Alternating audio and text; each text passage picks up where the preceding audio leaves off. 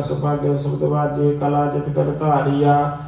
पंचदूत तद वस कीते काल कंटक मारिया तुर कर्म पाया तद जिन को से नाम हर कै लागे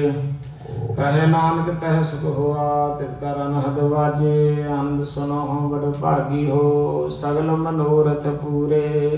पार ब्रह्म प्रभ पाया उतरे सगल विसूरे दुख रोग संताप उतरे सुनी सची बाणी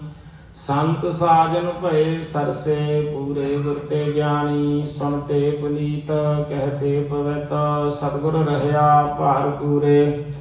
बिनवंत नानक गुर चरण लागे वाजे अनहद तूरे सुनते पुनीत कहते पवित सतगुर रहया भार पूरे बिनवंत नानक गुर चरण लागे वाजे अनहद तूरे। वाहिगुरु जी का खालसा वाहिगुरु जी की फतेह।